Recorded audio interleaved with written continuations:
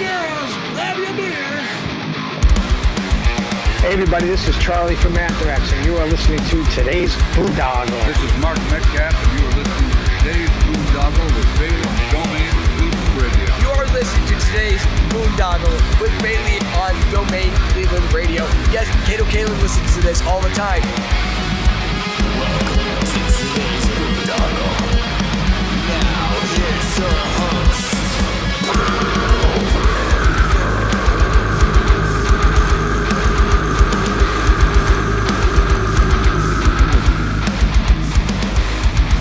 I am Monty Heath, so one Heath, and you are listening to today's Boondoggle. Hey, what's up? It's John from Skillet, and you are listening to today's Boondoggle on Domain Cleveland Radio. Fasten your seatbelts.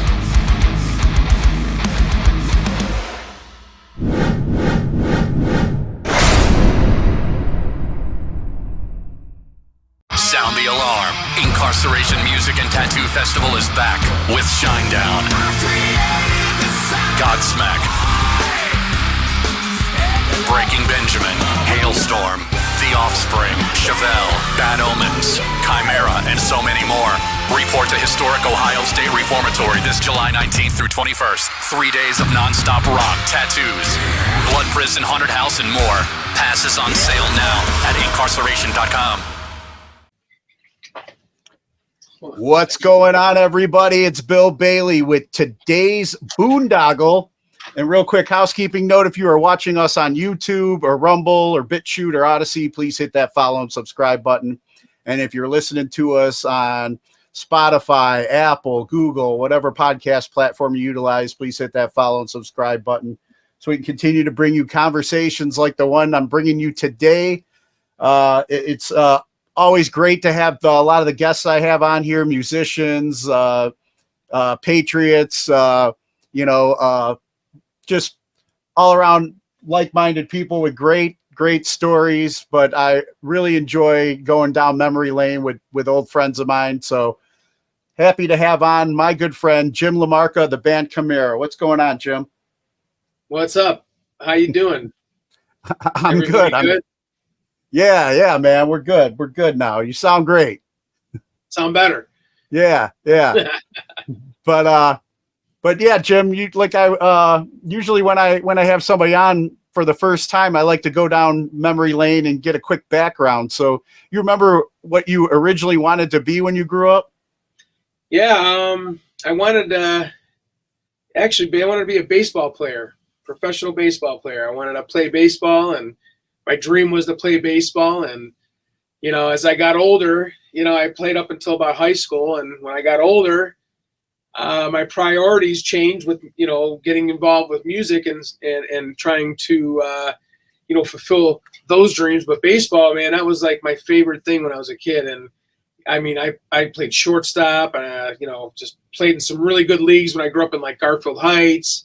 And then I moved to Strongsville. And when we moved to Strongsville, I played baseball, and it was like, the teams that it's kind of a funny story. When I play, my son was playing the other day, went to his game, and his team, he's on the Yankees. And when I grew up in Garfield Heights, our teams were like the Yankees, the Orioles, the White Sox, the Indians.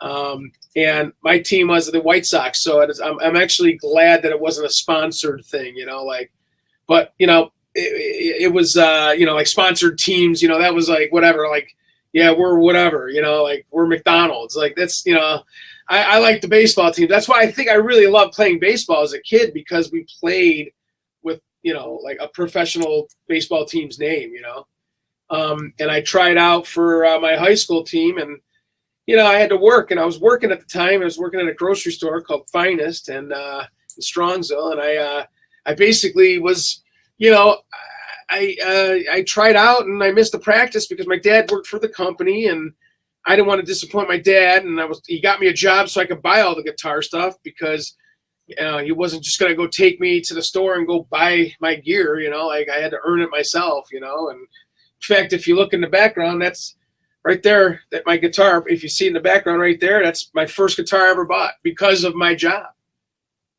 Nice. Paid for it on my own. Yeah, the old school mentality, man, when we had to earn our shit. Oh, I know. And I'll tell you, it's. I appreciated it. I appreciated everything I've ever done. But like I said, I wanted to play baseball. But it's cool. It's my son's first year playing fast pitch baseball, and he skipped a couple years, because he was playing baseball or played t-ball, and then COVID hit. Yeah. And they were, I was playing t-ball, whatever, and they was playing soccer, and then COVID hit, and it was like, it kind of got out of it a little bit, because they were going swimming every day in the summer, and it's like, I'm glad he's getting back into it, and he really likes it, so it's kind of awesome to see, but I don't want to be like a Tiger Woods dad either, though, I don't want to be like, but at the same time, like I want him to know that, like, hey, I played baseball, and a funny story was his first game that he played, I went, and they had an inning where they were going, it was the pitcher was walking everybody, and it just kept on scoring runs, and he was playing in the outfield, and I seen him, and he turns his hat on backwards, right? Now this is some old school mentality here, whatever. Like the whole thing, I was like, okay.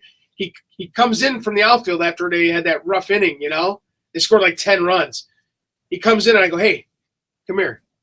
And he comes over by the fence. I go, don't ever turn your hat on or turn your hat backwards during a game. It's disrespectful. Well, Dad, it was. I go, dude, don't turn your hat on backwards. It's and he was just like floored by it, but because he's like, why are you yelling at me about my hat? I got to teach him the game, how I learned how to play the game, and you respect the game, Yeah. So it was kind of a cool fatherly moment, but then I pictured my grandpas and my dad, and you know what I'm saying? Like all those people when I was a kid, Yeah. Yeah. You got yelled at for stupid stuff, Yeah. Dude, I remember when my youngest daughter got into wrestling, and they would have like, that was when they started letting girls wrestle. And I took her it was at my old high school where I wrestled, and I became like one of those Tiger Woods dads, dude. And I ruined it for her, and it sucked because she actually had a lot of potential and did really good her first year. And then, years gone by, she gets into jujitsu now, which she's still doing. And, I told the coach, I ruined wrestling for her. He's like, well, that's why you're going to shut the fuck up and let me coach. And I was like, all right, got it. And now she's still doing it. So, well, that's the whole outlook that I have right now is like, he wants to play baseball. He chose to play baseball. Learn the game, respect the game. And I played really well when I was a kid, and I learned the game and played it all summer. Now it's your turn. You chose to do it. And I got a lot of customers. Customers will ask me, well, do you ever want your kid to play music? Yeah, is he playing music? I go, no, not at all. Because I'm not gonna jam it down his throat, because that's not how I was raised. I mean, I was raised like, if you're gonna do something, do it. Yeah. And don't quit. Yeah, you don't quit. If you're gonna start something, you finish the season. And if you don't want to go back next year or whatever, that's fine. But at least finish what. And that's when I played baseball, I tried out for my high school team. I knew I was better than the shortstop that played, and I knew I was, I could hit better. But I missed that practice, and I was irresponsible like that. And I chose a different path at that moment, and the path was, in my opinion, and we wouldn't be talking to me right now if I didn't, choose that path, and it was music. I was like, from that point on, I was like, that's it. I'm 100% in with this music shit, Yeah. Yeah. So let's talk about that too, because I mean, you were kind of like already a music fan and working to buy your own equipment while playing baseball. But who were some of your like early influences that influenced you to start pursuing music? So my neighborhood that I grew up in, my buddy Frank, he, I don't even know how. One day, he just started like listening to. Well, actually, it's funny. He got a Bon Jovi "Slippery When Wet" tape for his birthday. It was like 1986 or something, and he got a tape for his birthday. And we made. I forget who bought it for him. Like his cousin or something bought him the tape, right? Yeah. And I think we busted his balls pretty. Like "Slippery When." We listened to it, because it was something new. I was like, oh, what is this? And I really didn't like it, but then like literally within weeks, we were already moving into like Sabbath, and then like, dude, he got like he had records like the Butthole Surfers, like 45, GBH, Dead Kennedy. So we started getting into like punk stuff, and then right after that we started getting into metal. Like, I mean, it just, to me now, it just happened so quickly, and that's without the internet. But like, actually, when you really think about it, it's probably like a good couple years, like from junior high, like 1986-ish. I got Master of Puppets, a copy of Master of Puppets. I got a copy of Anthrax Among the Living, which was like, I think that record right there, that tape, I should say, that tape right there, I listened to that so much, right? And then I'll never forget, I got Slayer, Rain and Blood, and that's probably where things kind of got like, okay, this is crazy. We were listening to like Venom, Metallica, but Slayer, Rain and Blood, it was a cassette tape, and I would listen to it on the way to school. I'd listen almost to the whole tape, and then when I get to school, if in the hallways, I would listen to it, and then on the way home, I'd listen to it. Like, I just couldn't stop listening to that, that tape, and it was amazing, So the early influence of all those bands, Exodus. I mean, I could name 50 million bands, and the cool thing is, we played with a lot of those bands, like from Metallica to Maiden to, we played with Priest, we played with all of them, and that's, in festivals and whatnot. And it's like, to me, everything was, it's cool that we had it as a career, but touring with Slayer, when we did that tour, I told myself, I said, if this never goes on past this, I've lived my dreams. It's like, we toured with Slayer and we became friends with Slayer. It was like, okay, unbelievable, Yeah, you're jumping ahead on me, but so yeah, you were listening to those bands. They got you influenced to start playing. When did you start playing? Like, meet some like-minded people and form your first band and start playing like locally? So in ninth grade, this is a funny story. In ninth grade, I was supposed to go. So Strongsville had 7th, 8th, and 9th grade, right? And you went to the high school, 10th grade, 11th, and 12th, right? Yeah. I met my friend Ed Gandalf, and I met him in my second year of 9th grade, because what happened was I was working at the time at the grocery store, and I had money, and I told my dad, I go, the teacher's going to, whoever called, they said, he's not going to pass unless he goes to summer school. Well, I had the money for summer school, and my dad said, no, you're not going to summer school. I go, Dad, I got the money. He's like, no, you're staying in 9th grade. I go, no, you can't do this. This is no. I didn't argue as much as I'm saying right now. I definitely was like, all right, but like, you can't do this to me. I'm going to be, but if it wouldn't have ever happened, I would have never met my friend Ed, and I would have never started getting into playing music, because before that we were listening to all those bands and going over and watching this one dude, Nick, I think his name was Nick. Yeah, he'd come over and he'd play guitar. We'd all sit around and be like, oh, this is cool. And one night we just took band pictures, and we weren't even in a band. Nobody even played instruments, because we were just like so excited about it, and it's kind of surreal now to think of that's 35 some years ago, but yeah.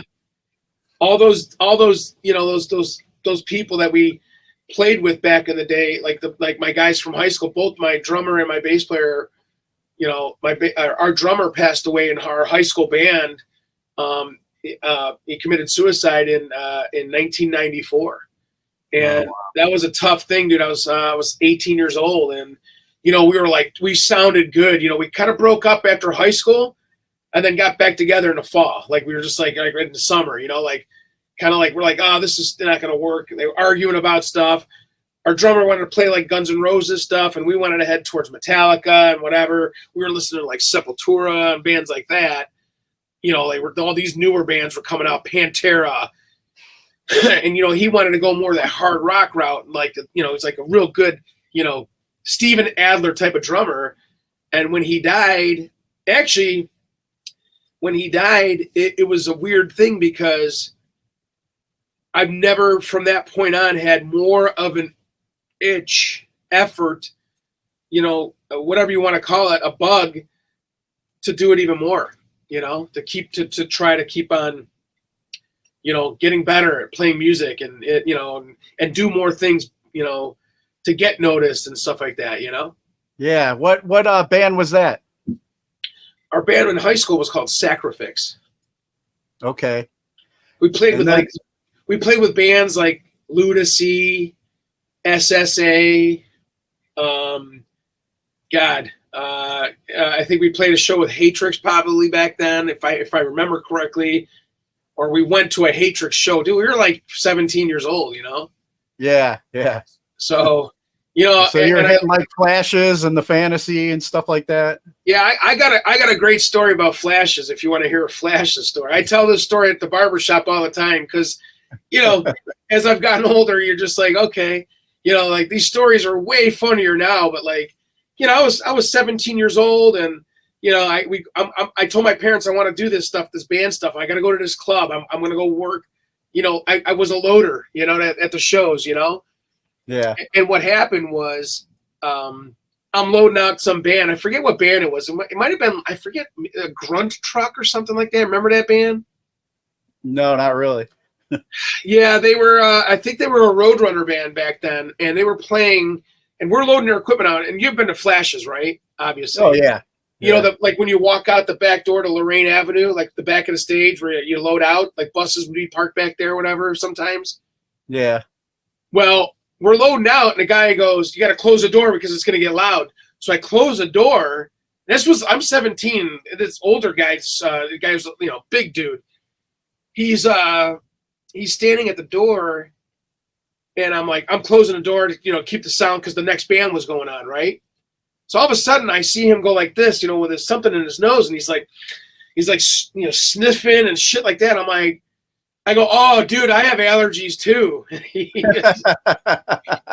totally green young guy, I'm like, I had no idea he's doing coke, whatever, and I'm like, I'm 17. I'm telling my parents, I'm like, "Yeah, everything's cool. Don't worry about me down here. I got it," And here I am seeing all that shit, Yeah.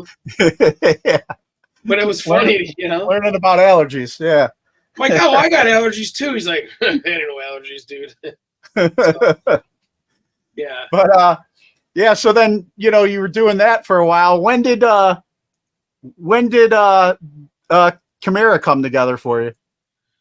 Well, it's Mark and I.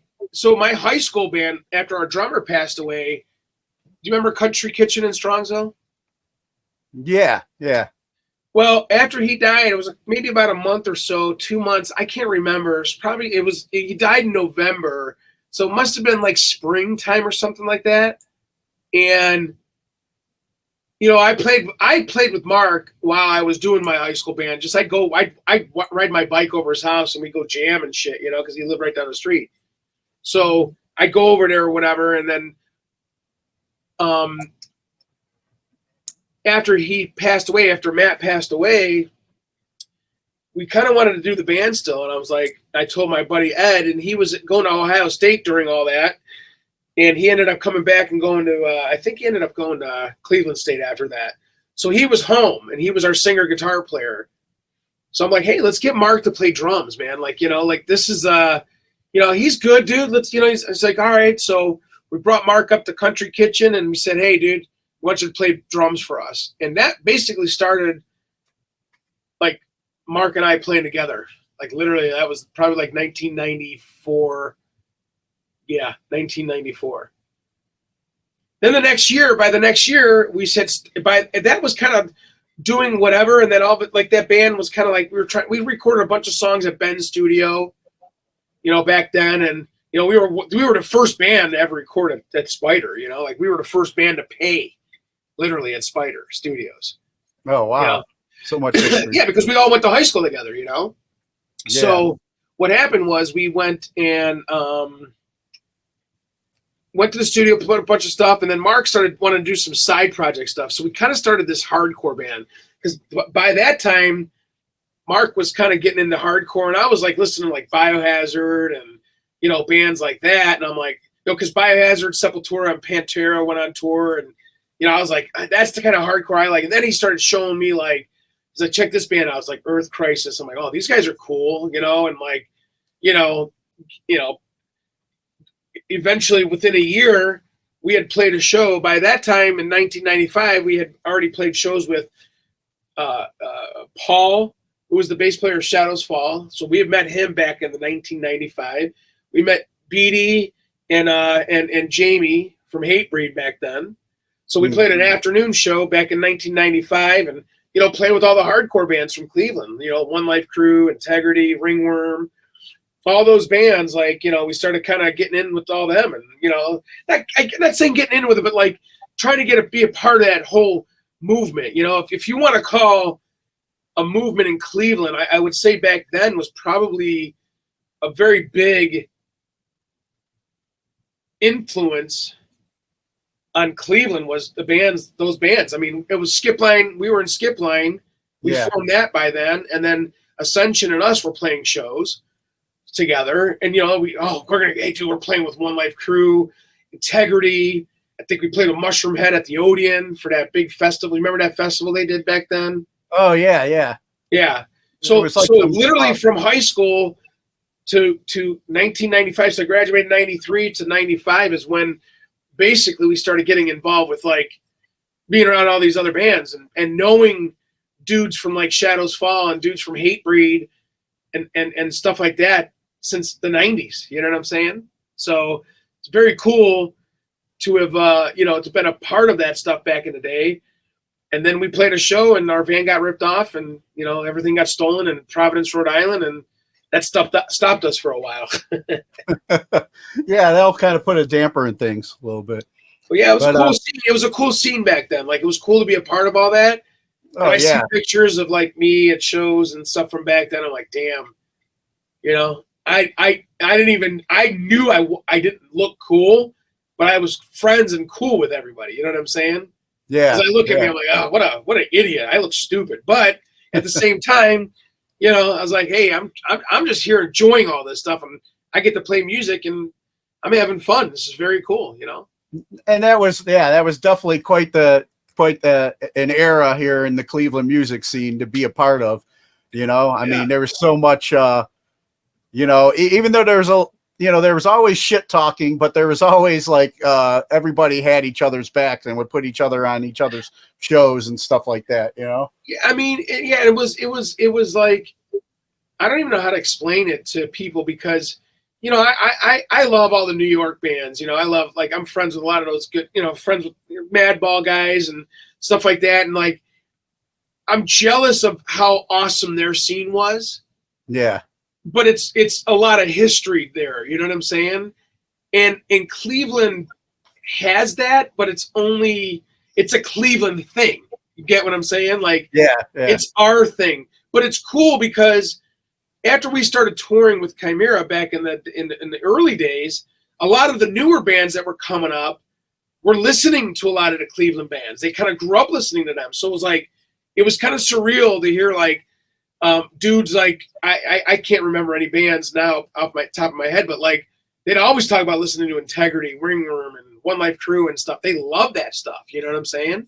Yeah. And you're like, wow, like, I mean, I'm in fucking Germany and we're talking about One Life Crew and stuff like that. You're like, wow, man, that's awesome. Which is interesting because One Life Crew, if you really think about them, they're way, way, way ahead of their time when it came down to being a politically motivated band. They were ahead of their time with what's going on right now. So, you know. Exactly. They were calling it. They were ready. Oh, yeah, they caught Oklahoma was only the beginning. Remember that stat line? Oh, yeah. I remember hearing that. I was like, wow, dude, they said that in a record? No other bands back then, none of them hardcore bands were bringing them type of topics up because you'd get shunned. And I mean, it's still the same type of you get canceled for sure, you know. Yeah, but, it was the early days of canceling, you know. Yeah, but I mean, much respect for just having the balls to speak of, you know, what they felt, you know. 110%. I mean, think about the stuff that they said, and they were called racists back then. Oh yeah, but you know what the thing is? It's like you think about that stuff. It's like geez, like I know those dudes are friends with everybody in different races. Yeah, I know that. Exactly. Like they're all there. Like it's I don't understand why people even. Who was the rap dude that they brought in that one album too, just to kind of say it, give an F you to everybody that's calling. Yeah. Yeah. What was his name? That was kind of like their way of just saying, you know, F you to all the whiny people. Yeah, I that mean, just right away call them racist, you know. Yeah. But Shady Shade. Yeah. Yeah. But that's what I'm saying. Like, I mean, I think listening, like bands like Ringworm was like one of my first favorite bands because like I heard their demo, and when I heard Ringworm, I was like, dude, what the hell? This band they're from Cleveland? How do they sound like this? I didn't understand that. I couldn't understand why they sounded so good. I was like, this is insanely good, right? And I always tell James this, I always tell him this story. I'm like, yeah, first time I met you, dude, I was kind of a fanboy and you kind of blew me off, dude. At the Odeon. He's like, but anyway, I like to bust his balls about that. You know, he's one of the greatest guys ever. He done some great tattoos and stuff, dude, you know. Yeah, I know. I got a couple of tattoos from him on me. And then, you know, I learned so much about the history of our scene, and then, you know, got exposed to so much of that New York hardcore scene that you were talking about earlier when me and Frank Novinik lived together, you know. I mean, still good friends to this day, man. And I just, you know, I saw how much work he was putting in back in the day for Ringworm. And I'm so happy for him, what he's doing now, being with Hatebreed and everything. Dude, you know? Frank used to come over. When I used to work in Strongsville at the Barbershop, Ledgewood Barbershop in Strongsville, Frank was working at the, what's that battery, Tire and Battery? What's that? National Tire and Battery, NTB. NTB. He'd come over, I'd fade him. I'd give him fades.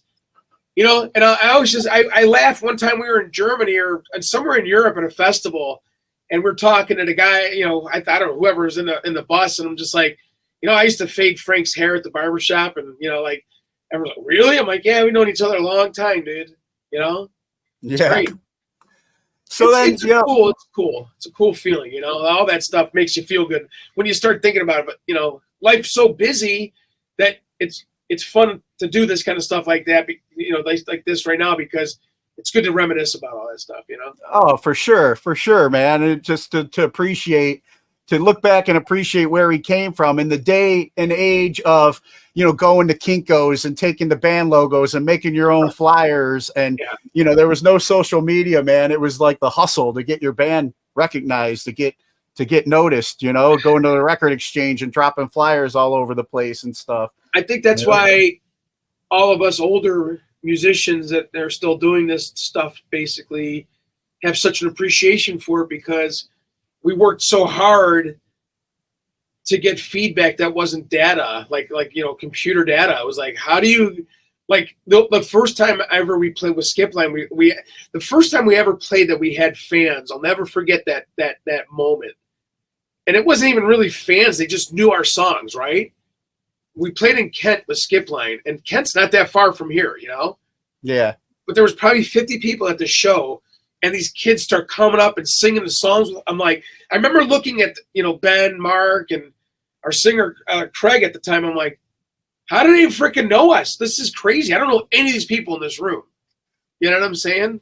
That moment changed my life, dude. It changed my life because I was like, I'm not a drug addict. You know what I'm saying? So that was my drug, though. That was that feeling was something that I pursued 15 years or so after that, and you know, and now we get to do it as a great escape from our reality that we're living normal lives again, you know. Not touring and doing all that stuff, you know. So I mean, that was before the internet, like we said too. So it's like people had to have your material to learn it, you know. They had to have your, you know, access to it, and maybe it was a copy of it too, or whatever. Maybe it was a bootleg, but whatever. You were just like, hey, it's getting out there and people are here and they're singing along. But you know, getting back to starting Chimaira, what was you know, when you know, Skipline kind of wrapped up and you guys started this, what was the inspiration? I was always been curious about the inspiration for the name. Okay, so I wasn't a part of all that. I was playing. So after our stuff got stolen from Providence, Rhode Island, we tried to keep the band going for a little bit and try to like do some member changes and stuff like that. But what happened is the band that after we formed with Ben after that was more of an alternative rock band. And we learned a lot from this dude that pretty much by 19 going on 20, by that time, that was the first time we actually had a record deal offered to us. This is actually kind of a crazy story because I never really talk about it. But we had this guy, his name was Bobby, and he came into the band and like they asked me to play bass. Basically, I mean, they wanted me to play bass, and I was like, all right, yeah. I was just trying to piece together the band after it cost me $1,000 out of my pocket to go play a show and use an equipment that I borrowed from Len Teens that I had to pay $1,000 for because it got stolen. So I'm just trying to figure out how I'm going to get new gear, all this stuff. And all of a sudden they're like, hey, why don't you come join this band? I'm like, I don't even have a bass, dude. I don't have nothing. So, I was cutting hair and shit and all this stuff was crazy at that time. And I'm like, all right. So started buying some gear and moving towards bass. And I really learned how to play bass in that band, with Ben and his brother and my buddy Brad, who played with Nonpoint and stuff like that. So all of us kind of were doing this, this alternative rock band. And to be honest with you, that was probably some of the best recordings that I've ever been a part of. Were those those two things that we released, and it was cool because the guy that came in the band said, if you guys do this, he's like, we'll get you a record deal. I got you a record deal with Warner Brothers. I'm like, so we're all just like, okay, we're 19, not even 20 years old. And all this shit starts kind of happening. We're like, okay, so now what do we do? This is kind of crazy. So, and it was right in the beginning of the band. And we were rehearsing. I had to quit my job at the one barbershop I was working. I worked a day. My singer calls me and he goes, dude, this guy's going to sign us to Warner Brothers. You got to quit your job. I'm like, dude, I just fucking started this job. So I go in the next day and I told the boss, actually the barbershop that I own now, that barbershop, we named it after the guy that I had to go up and tell him. I'm like, yeah, I'm going to quit. He's like, you just started. I'm like, yeah, I got this band thing, got this record deal thing going on. And it was cool. But the thing is, it was a good lesson to learn at that time. How do I put it? You can get really burned in the music industry. And we were kids and we were like, yeah, there's a lot of kind of whatever. There's a lot of dream stuff. You're like, oh, this is going to be cool. And it's kind of it never happened. What was the name of that band again? Not So Blah. Not So Blah. Okay. Yeah. Well, the funny thing about that band is after Ben and them got signed by Immortal Records, they were on the same record as Korn. This guy calls Joe, the guitar player, and he goes, hey, I just came across this CD. It's phenomenal. And he goes, yeah. He goes, yeah, are you guys signed or anything like that? He's like, you signed us already. We're called Switched. So they discovered that record years afterwards, didn't even realize that they actually signed the artists. You know what I'm saying? It's crazy. Yeah. So, it's kind of funny how that kind of happened. Joe told me that story. I was like, what? So it's cool. That's what I'm saying. That data, that feedback, it sometimes is not because of the internet and how it is now. That data and feedback back in the day, it sometimes took a long time to get through to people, Now everything moves so fast. So, I don't even think I'd be motivated nowadays if I had to do it now the way we did it back then, because we'd be like, oh, this is easy. Just get AI to do this, Yeah. No shit. So then when did Chimaira come together for you then? Chimaira. Well, so I was doing that band. We stayed with that band for a couple years, about 4 years, and I was working and playing shows and playing college shit, all these college bars and stuff in the state of Ohio. A couple out of town shows, played New York City, Philadelphia a couple times, and got some experience, playing in front of nobody in New York City was still playing in front of a million people in my eyes, because it was cool to play in New York City at that time, you know? Even though there was nobody there, you know, it was fucking 10 people, 20 people at the show, you know? But we did that band for a while, and Mark started Chimaira with Hagar, and they started all that, you know, that they started it back then. And their bass player, I think the bass player from high school went to college. That was AE. And then when he left, they got Rob. And then Rob, I don't know what happened with them, but they called me. They're like, hey, come down. We needed you to record a song at what's his name's studio, Mars. Bill Korecki's studio. Bill Korecki, yeah. So I recorded a song with that compilation tape that they put out. Remember that? Record Industry, whatever it was called. I can't remember the name of that right now. Oh, yeah. Industry yeah. comp. Yeah.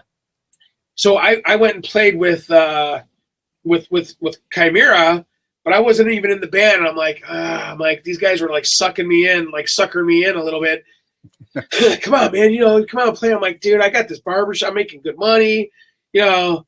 I just got this girl. I just broke up with this girlfriend, and I was dating for a little while, and it just, you know, I'm like, and they just brought me in. And I was like, this. And then we played our first show, and I was like, dude, okay, I was 100% in at that point. Yeah, where was the first show at? Was that the Fantasy? My first show was at the Peabody's. At Peabody's, the old Peabody's, though. The old one down the flats or whatever. Yeah. Yeah. And then, so then once you hit the stage with them there, then that was it. Then you were in. Well, I could that energy kicked in, like, especially because the Skipline stuff was like a great taste of it, but it wasn't. It was so filled with negativity, and what I mean by negativity was just bad aura. Because once we got that stuff stolen, it didn't work out, you know, and it was just like It was what we wanted Chimaira to be back then, but it wasn't working. You know what I'm saying? It's just the pieces just weren't working. It just didn't happen, you know? And then when we did Chimaira, when I joined Chimaira, like, I got that taste again, and I was like, dude, okay. Then we played another show, and I'm like, okay, now we're going to go on tour. I'm like, I can't do this. It's like 3 weeks. So I told my boss again, I go, hey, this band's doing this.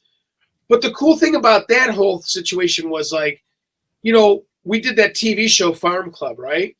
Yeah, I wanted to ask you about that, what that experience was like with our buddy Matt Pinfield. Yeah, he was the host. Yeah. That guy knows every band, dude. He's awesome. That's his job to know. Yeah, he's a walking encyclopedia of music, man. Yeah, I've met him a couple of times. He's super cool. You know, like, I met him here. He did some type of thing at the Rock Hall, and that was cool. I got to see that. You know, just him talking about music, and you know, it's really cool. You know, because that show really. So I always tell, like, the Farm Club story. From my personal view of the Farm Club story would be, like, I would tell people, like, we played Los Angeles. Like, our band played Los Angeles. Half the band flew out there, and half the band drove the equipment out there, right? Trying to do some business out there. You remember Tom Hazard? Yeah. We were doing some, you know, trying to get, like, stuff known out there, right? Doing, like, showcases and stuff. Yeah, we did a showcase at the Troubadour, and I remember we played, like, I think there's probably 40 people in there, dude. We flew all the way out to the fucking West Coast, and there was like 40 people out there. I was like, okay.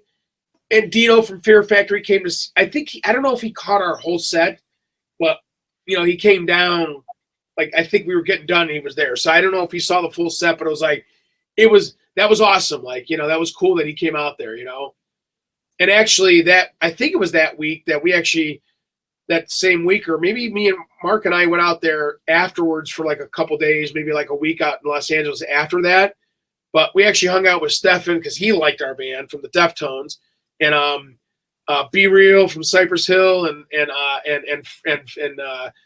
Dino from Fear Factory. We all went back to Steph's. He had a apartment or a practice rehearsal place where he could go jam and all that stuff.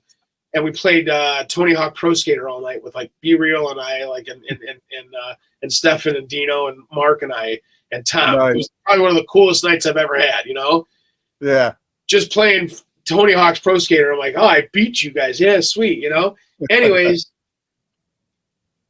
what were we saying about the whole thing about Farm Club? So we went out to Farm Club, and then we flew back out to Los Angeles again, and we did with the Farm Club show, right?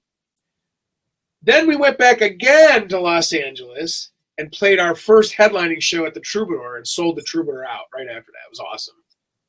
Nice. So it was like, the funny thing is, it's like, to think about, at that time, we actually had national TV that gave us that boost because what happened, we were on mp3.com and we were getting a lot of plays, like really tons of plays and getting a lot of notice online in that beginning phase of that, right? And I remember seeing us and like, our name was, Linkin Park had a lot more listens than us, but we were close. And we were like getting a lot of feedback from that, And then I forget how we got onto Farm Club, not how we got onto Farm Club, but like when we did it, whatever time of the year that we did it. But after we did that and came back and played that next LA show, it was awesome, dude.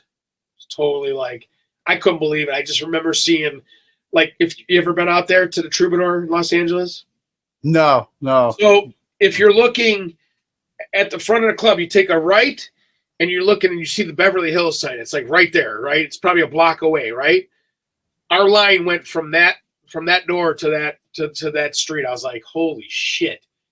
And I remember just like, I can't believe those people were there to see us. To be here, to be a band from Cleveland and to do all the stuff that we did back then, and then playing in Los Angeles and like being on TV, it was a little surreal at the time. I got to admit, it was the first couple years of being in that band. It was like, okay,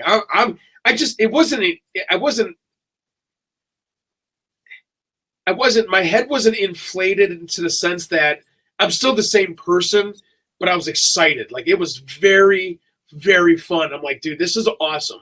Everything went from shit down steps, maybe a couple steps up, to just like boom, boom, boom, boom, boom. And I'm like, whoa. This is way crazier of a roller coaster ride than I expected, Yeah, then the escalator went up, But the thing is, the problem that I had with it, I'll be honest with you, what I had with this is after all that stuff that happened, now I'm friends with a lot of the bands, like the Ringworm guys, but like we'd go back to practice at that old studio off of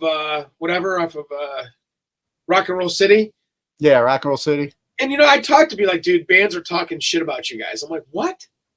Like, dude, Cleveland. Bands don't like you guys. I'm like, why? I go, what do we do? Like, they're like, oh, I go, why don't they like us? What do we do to piss them off? You succeeded. My buddy goes, you guys are probably because you guys are doing well. I go, we're trying to help Cleveland get on the map.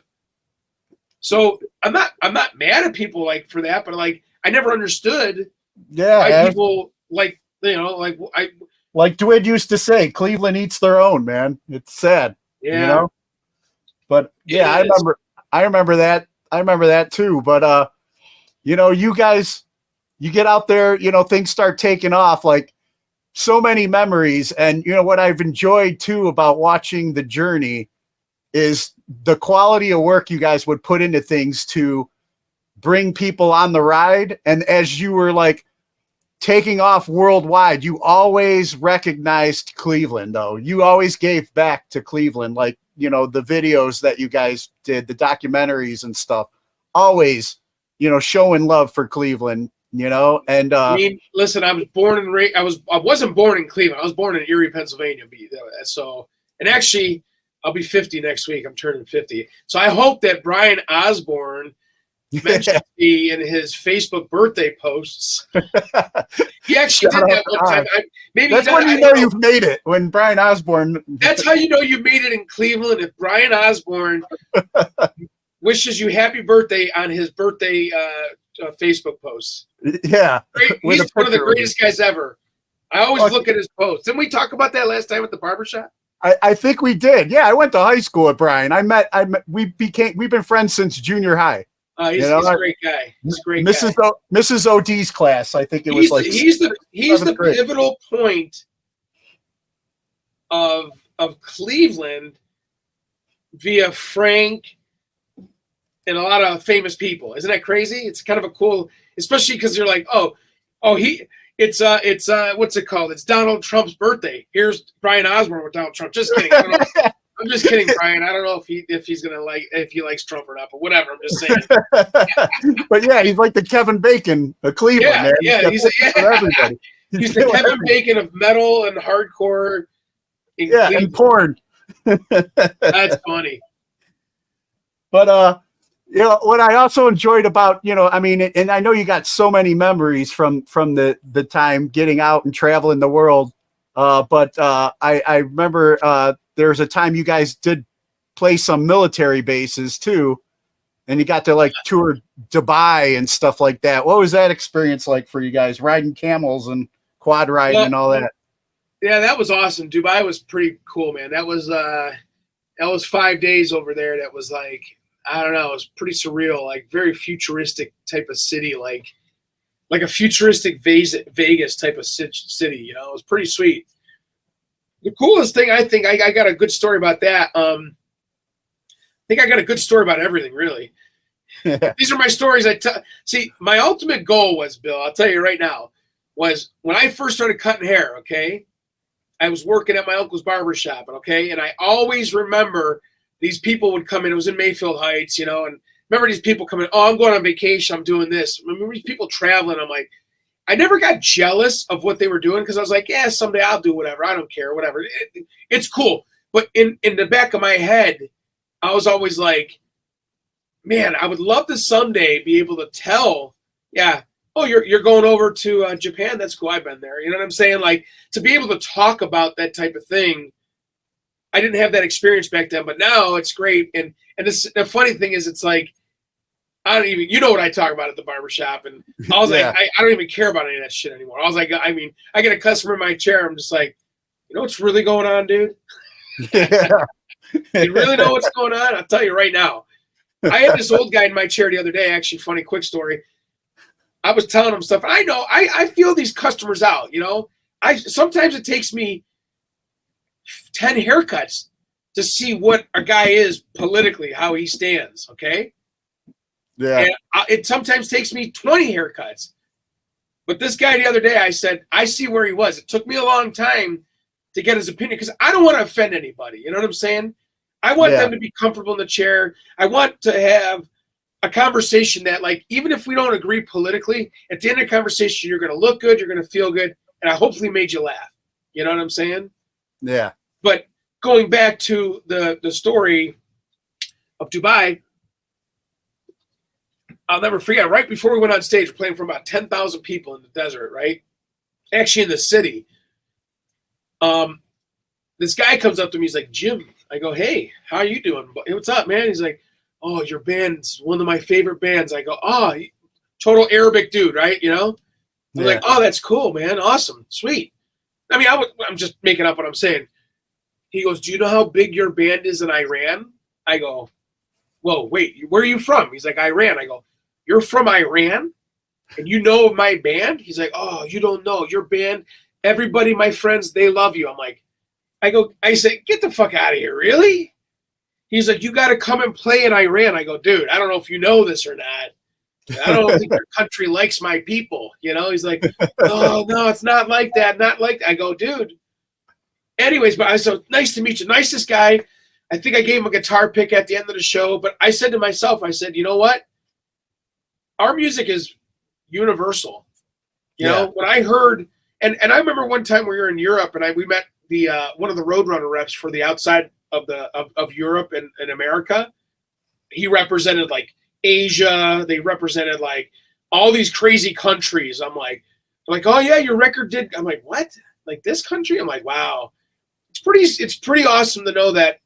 That's one thing I think at the end of the day, that our music hit the planet. You know what I'm saying? That's a very cool thing to know. Regardless of, it doesn't matter how many records you sell. Hey, you know what? I'm connected to the whole world right now. You know what I mean? That by songs.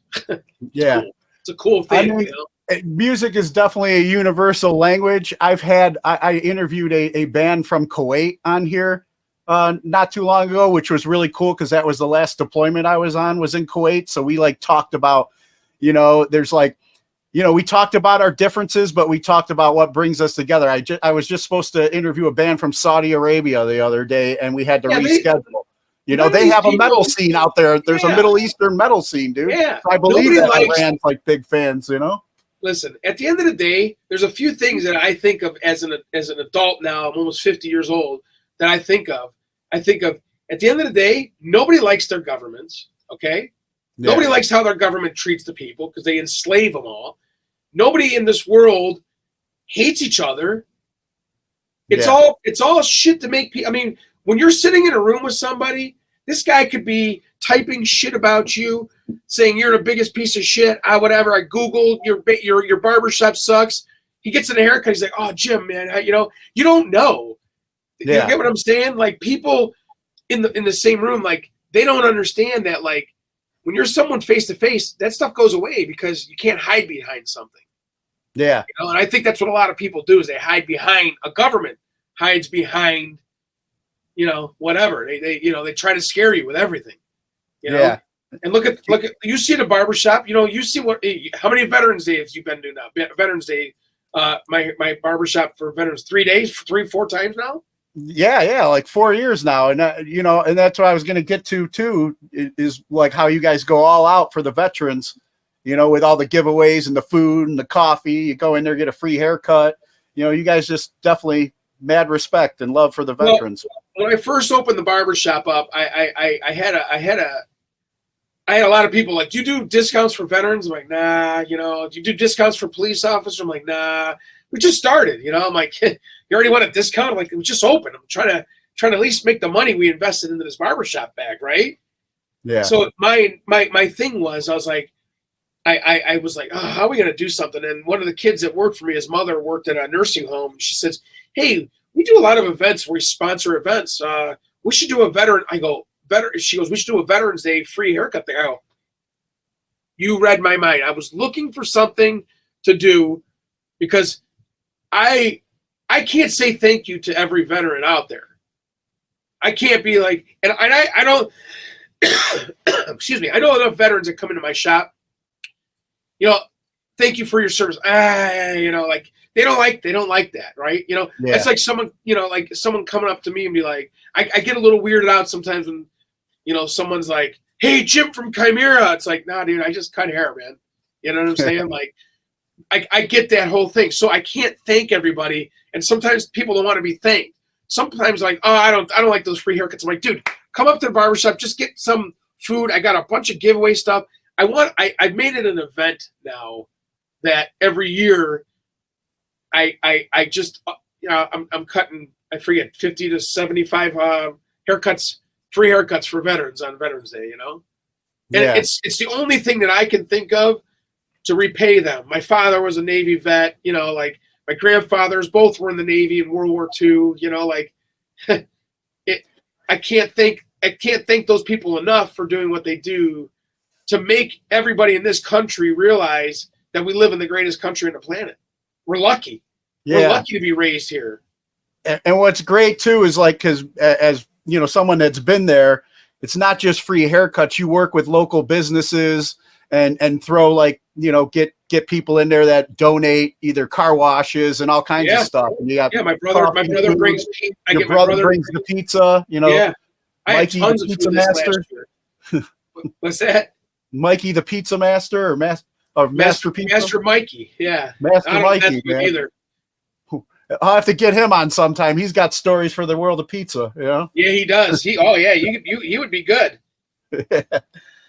But I wanted to touch on before, you open the shop and everything, it's like everything, you put out multiple albums, you got the tour with, Slayer, you got to play festivals with Metallica and some of the bands that you looked up to, that influenced you, as you were saying in the beginning. And then, there was that time when you guys broke up. Want to touch a little bit about that with the band? You mean? Yeah. I'm sorry. Something's going on at work right now. Something for work right now. I'm sorry. Give me 1 second. Can you pause that? Yeah. All right. So yeah. So then, you know, the band ended up, you know, breaking up. You know, I know there was a time period where just things got to be too much or whatever, people disagreements, whatever. Yeah, I mean, I think at the end of the day, like the thing with the band was like we kept on going over to Europe a lot, and I just remember them saying, "You guys got to keep on building this." I'm like, dude, why are these other bands going over here and playing these festivals, and they got these other big shows? We need to get on those.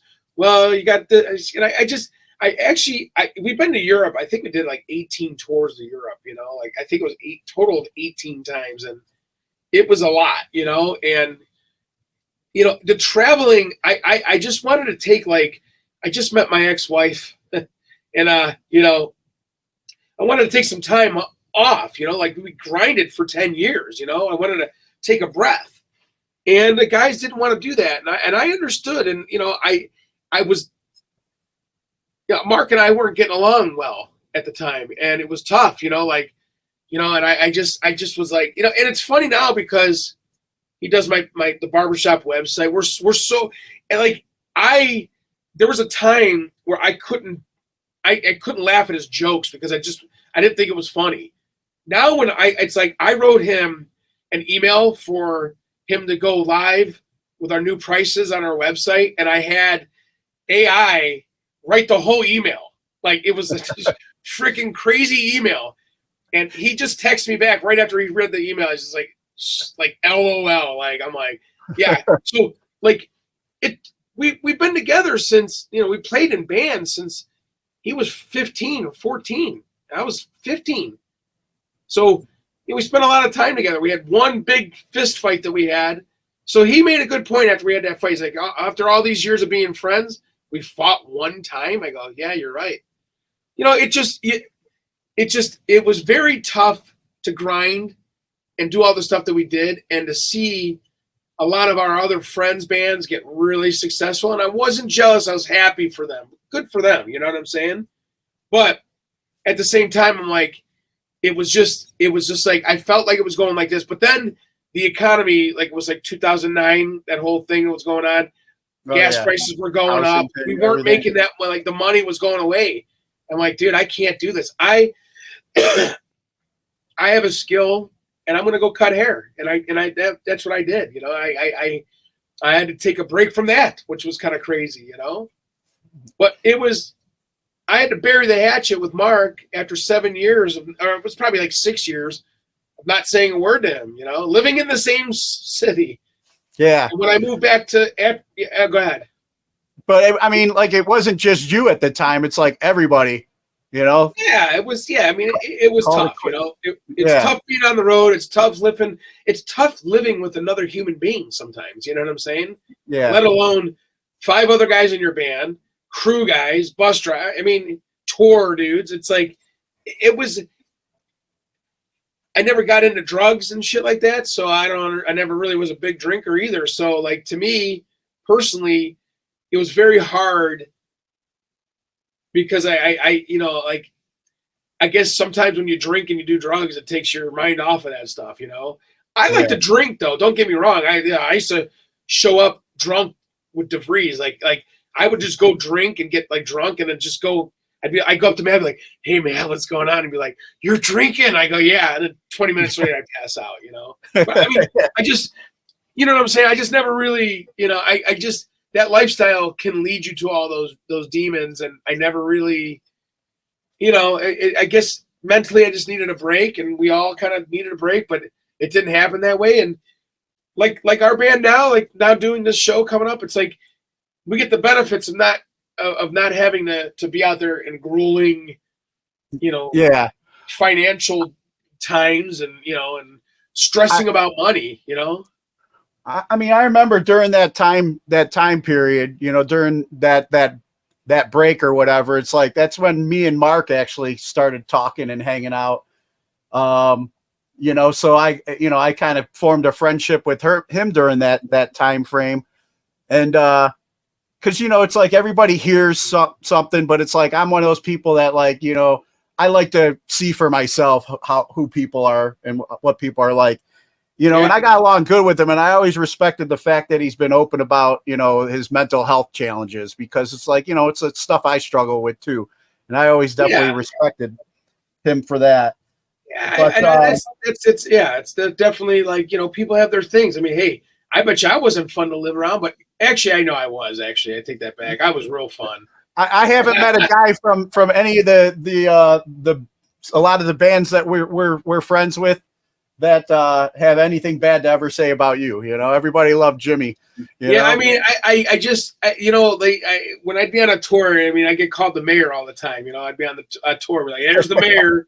And it was like, hey, like we're on tour with Disturbed in arenas, like, dude, this is great. I love it. I'm having the greatest time of my life. Yeah. But during that time when you were, you went back to, cutting hair and stuff, but you're still, music's always been in your blood, and you did some stuff with some local bands as well. You had some time in Impending Lies and Tenafly Viper and stuff with some of the Mushroom Head guys. Yeah. Yeah. So like talk a little bit about, kind of keeping involved, but and then you're becoming a father during that time frame. So you got to stay home, but also still pursue your two loves. It was cool. Yeah. Those bands, like doing those bands, like it was fun. One was to play out, do that, the Youth Forgotten and Impending Lies playing out. Tenafly played out some shows, with those guys as well. And it was just cool to kind of do it at my own pace, and it was cool for me to like, I wasn't looking for the ego thing, you know what I'm saying? We play clubs and be like, whatever. People were there, they got to see it, and like, they really, some people would really cut. Something was kind of weird at points with sometimes when people would approach me, like they knew, I guess, who I was, but like I'd go up and say, hey, what's up, guys? And like, hey, what's up? We talk, like it just, I never ever made myself unapproachable. You know what I mean? Yeah. I've always been that type of person, like, hey, I'll talk to anybody, whatever. Give me, so it was more at my pace and I enjoyed it. I look at my collection I have upstairs in my family room of all the CDs that, we did and all the other stuff, whatever. It's just cool to know that, actually a cool thing is, our drumhead's going to be a permanent exhibit in the Rock Hall. And the cool thing is, the curator or the lady that's that's in charge of it sent me an email. I'm actually going to be going to, I think it's the Cuyahoga Community College that's down there. They have an archive thing for the Rock Hall.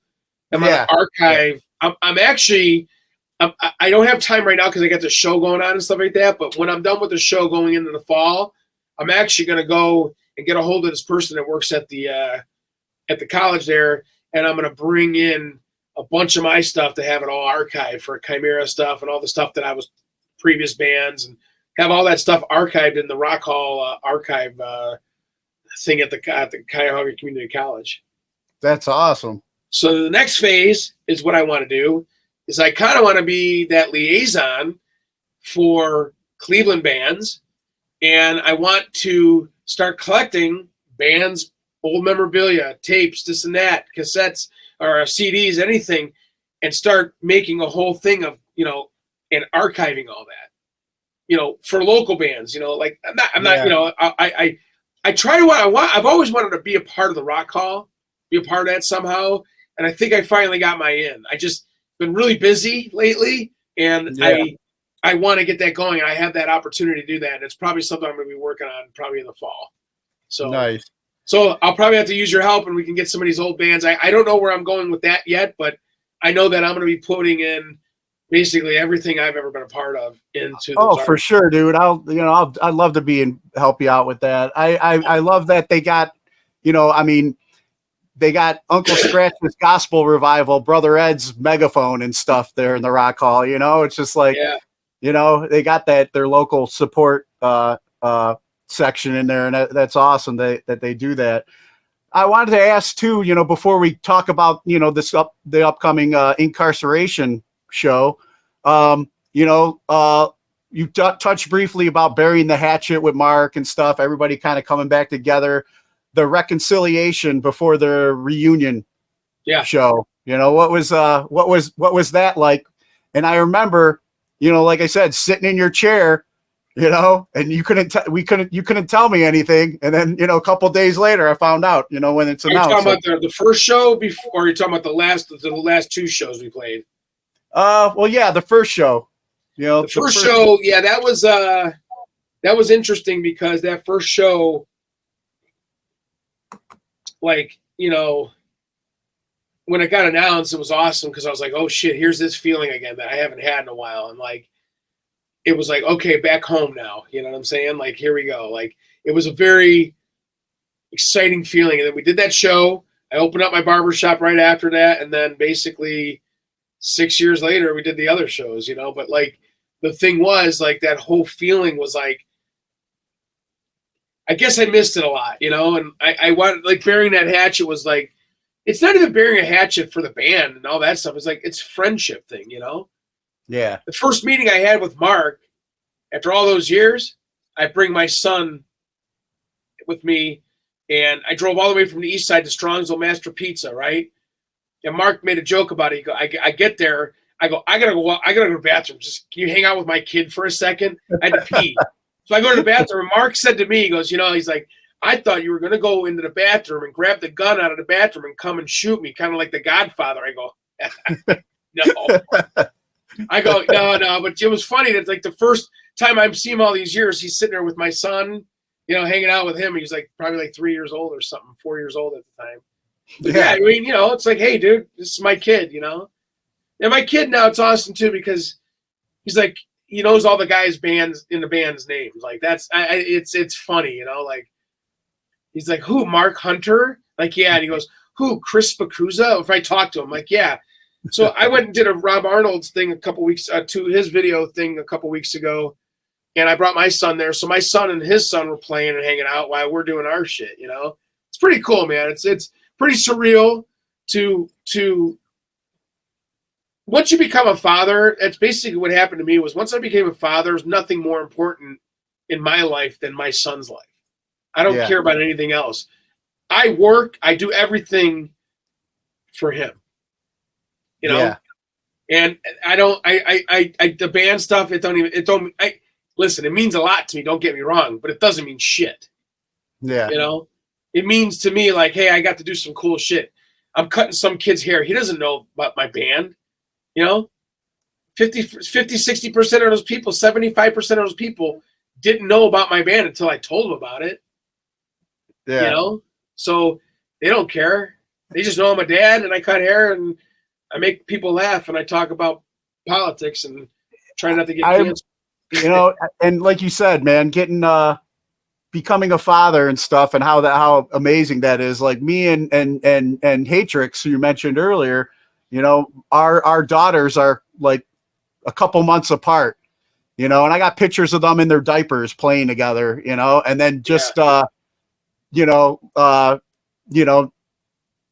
recently they've been out at shows together and stuff like that now, and hanging out. So it's just like cool to get our kids together and how it changes us and watching our kids now get to grow up around. Yeah, and we're just dads. It don't matter, who we hang out with or what we've done in like the scene. It's just, we're still just dad, That's it. And I love to annoy the shit out of my kid too. I like to embarrass him. It's great. Dad, Dad, don't say that, Dad. I don't care. Dad, that's not politically correct. No, he doesn't say that kind of stuff. But he knows how mad I get on the freeway when people drive slow in the fast lane.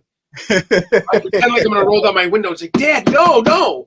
He starts tapping the thing. I'm like, I'm not gonna say nothing. Don't worry. He knows I've gotten in a couple, like shouting matches with people. I'm like, dude, these people drive like idiots. You'll know when you get a license. Yeah.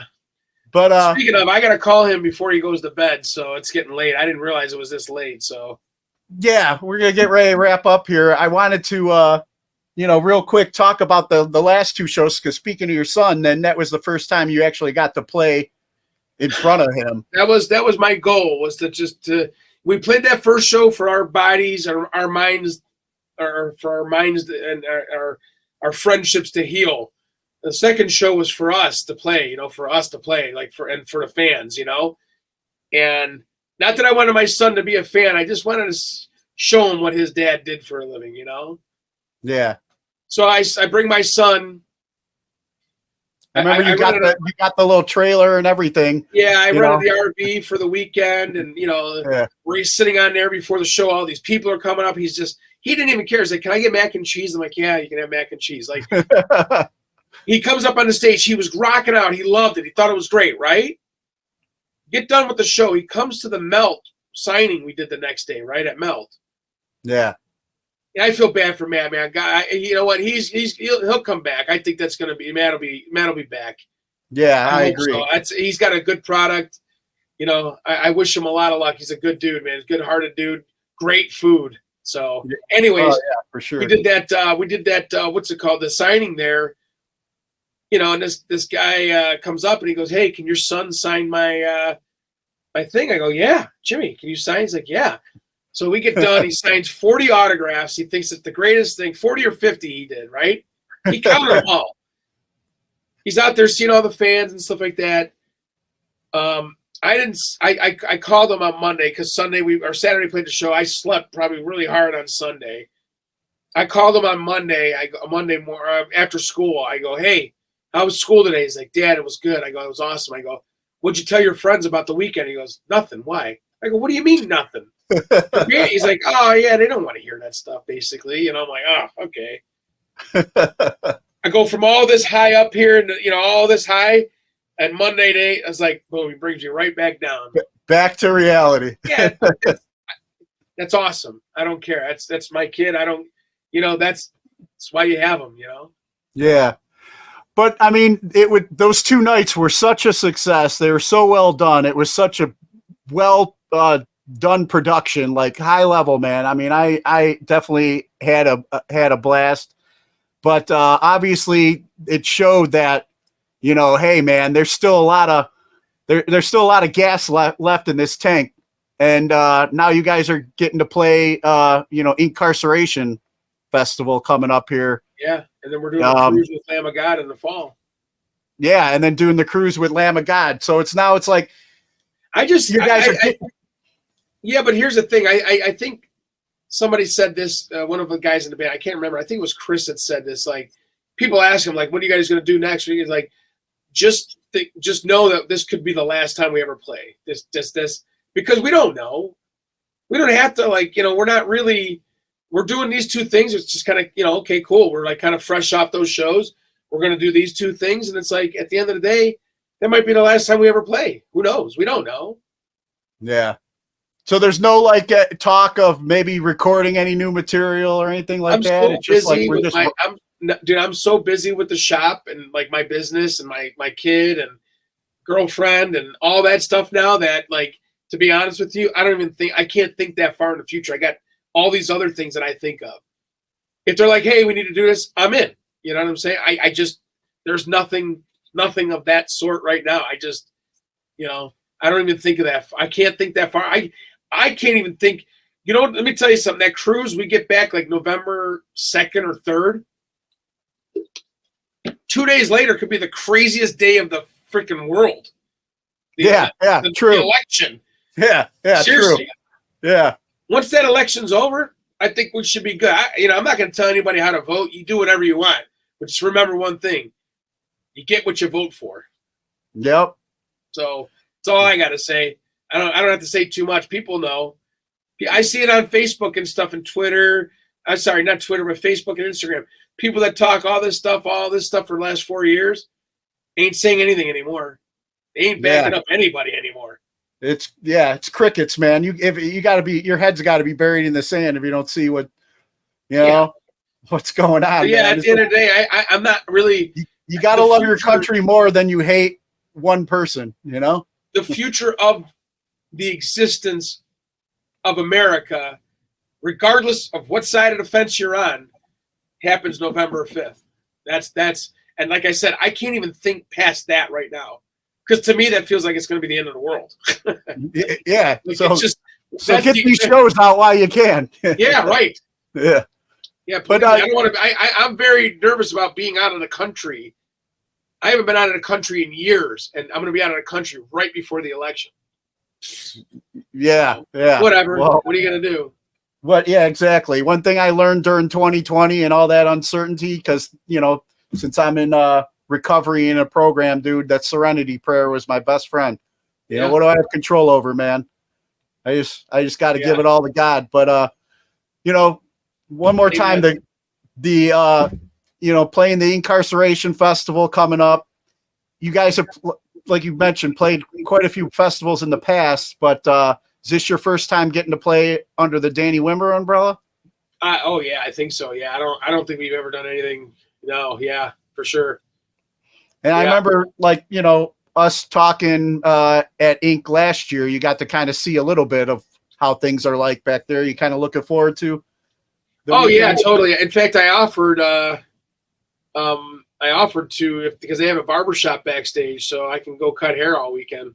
Yeah, I showed you that they had that barbershop at Sonic Temple or whatever. I sent you that picture from backstage. I said maybe down the line that could be something else you could look into. Be the touring barber on the festivals. I ain't going on the road again unless it's. I mean, it would cost. It's too much money.